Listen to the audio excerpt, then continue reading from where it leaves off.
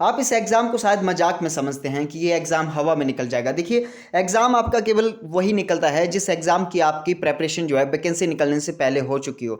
Vacancy निकलने के बाद ठीक आप 4.5 लाख लोगों के बीच में आते हैं जिनका मेन पर्पस एग्ज़ाम भरना होता है। अब उनके बारे में हम ज़्यादा नहीं कहेंगे, जंक फाइल्स के बारे में बात नहीं करते हैं। इसीलिए देखिए, सबसे पहले बात की जाएगी एग्ज़ाम डेट की, एग्ज़ाम होगा कब। यदि इंपॉर्टेंट उसके बाद आता है न्यू पैटर्न 2021। भैया याद रखना, ज़िंदगी में हवा तभी यानी कि पत्ते तभी हिलते हैं जब हवा चलती है। इस बार पैटर्न चेंज होने वाला है। एग्जाम टाइप और सिलेबस, सबसे पहले बात ये जान लो कि डिपार्टमेंट वालों ने बोला क्या है। डिपार्टमेंट वालों ने बोला है कि एचपीएसएससी हो चाहे वो स्टेट गवर्नमेंट है, ये सभी ठीक है, सभी डिपार्टमेंट की मैं बात कर रहा हूँ, फॉरेस्ट डिपार्टमेंट की ही बात नहीं कर रहा हूँ।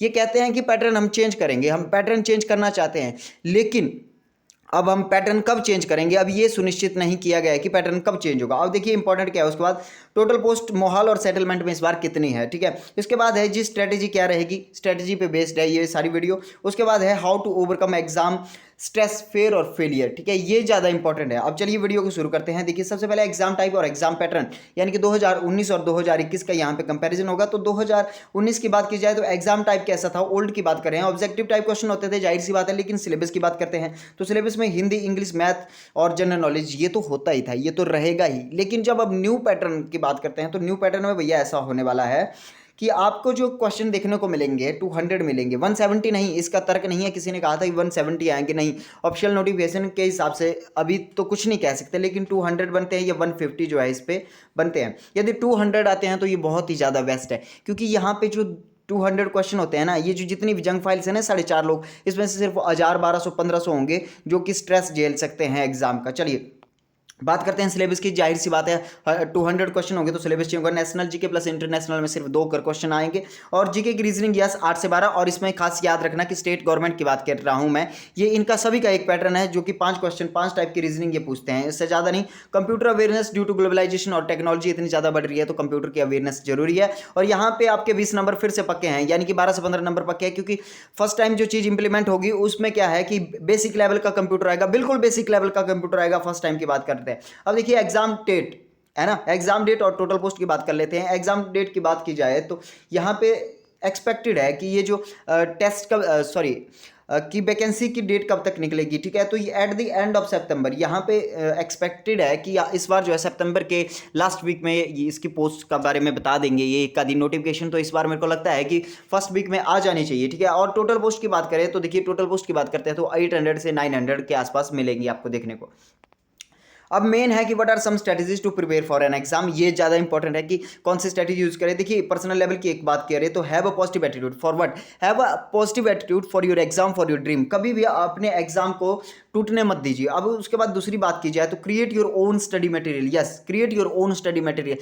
जितने भी आपको पीडीएफ्स मिल रहे हैं, जितने भी आप नॉलेज मिल रहे हैं, देखिए गूगल पे ये सर्च मत कीजिए top MCQs of Himachal Pradesh, गलत करते हैं आप यार। किसी भी चीज़ को चलिए एक नीस के साथ पकड़िए, उसको 10th लेयर से स्टार्ट कीजिए। अगर आपने हिमाचल का एग्जाम निकालना है तो 10 लेयर्स ऑफ हिमाचल प्रदेश आपके लिए बहुत इंपॉर्टेंट है, याद रखिएगा इस बात को। अब इसके बाद नेक्स्ट है have a specific goals for each study session. आपका हिंदी का है, देखिए हिंदी का है, इंग्लिश का है, एक टाइम अलॉट कर दीजिए कि मैंने हिंदी इतने वक्त पढ़नी है, ये मेरा टारगेट है, मैंने बस भैया वो करना है तो करना है, ठीक है।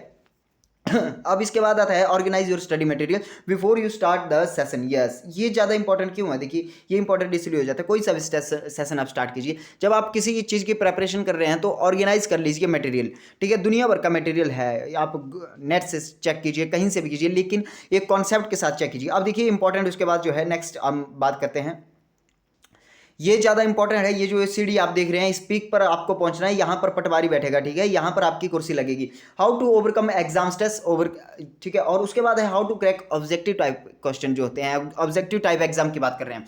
यहाँ पे देखिए बिलीव इन योरसेल्फ, यहाँ पे सबसे पहले भैया ये सुनिश्चित कर लीजिए कि आपकी रेस किसके साथ है। आपकी रेस खुद के साथ है, इस दुनिया के साथ है, या आपकी रेस सिर्फ आपके एक पड़ोसी के साथ है, ठीक है। उसके बाद देखिए सेट रियलिस्टिक गोल, ऐसा नहीं आज मैंने पटवारी बनना, कल मैंने फॉरेस्ट गार्ड बनना, जेओ बनना, ये बनना, नहीं।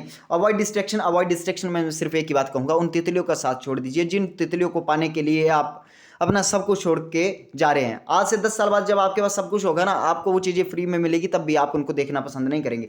अब देखिए डेली डेज की में बात की जाए तो डेली डेज में सिर्फ वो चीज़ें लीजिए जिनको आपने डेली करना है। जैसे जनरल साइंस के मैंने ये क्वेश्चन करने, मैंने भैया मॉक टेस्ट देना है, मैंने 2 टेस्ट देने हैं, मैंने 4 घंटे का स्ट्रेस झेलने की आदत डालो, कम से कम 4 घंटे का स्ट्रेस झेलो डेली।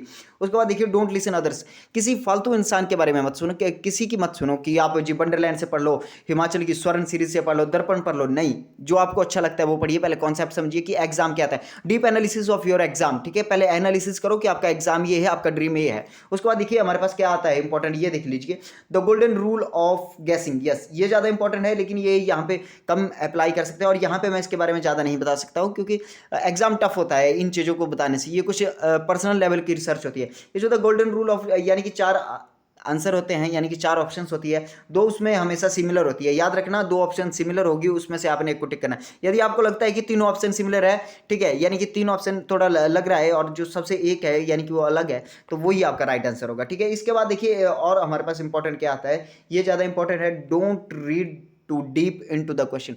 ज़्यादा डीप मत घुसो किसी भी क्वेश्चन में। डीप घुसने का मतलब होता है जब वैकेंसी निकली उससे पहले, ठीक है, उससे पहले अपनी तैयारी पूरी कर लो, उसके बाद जो है जस्ट फॉर्मेलिटी के लिए पढ़ो फिर। यस, यानी कि रिवीजन करो, फिर डीप मत जाओ। और एग्जाम में तो कभी भी मत डीप जाना। देखिए right information plus quality content is the key success of any competitive exam, ये तो हमेशा से ही अप्लाई रहेगा।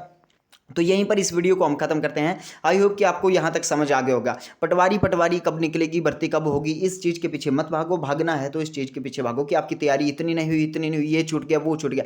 फिर आप एग्जामिनर को चैलेंज करना, भैया यहाँ से पूछ, वहाँ से पूछ, जहाँ मर्जी से पूछ, हम एग्जाम देंगे और तो आजा जहाँ मर्जी से पूछ। ये कॉन्फिडेंस होना चाहिए आप में। ये इसी के साथ वीडियो को स्टॉप करते हैं। धन्यवाद। जय हिंद, जय हिमाचल।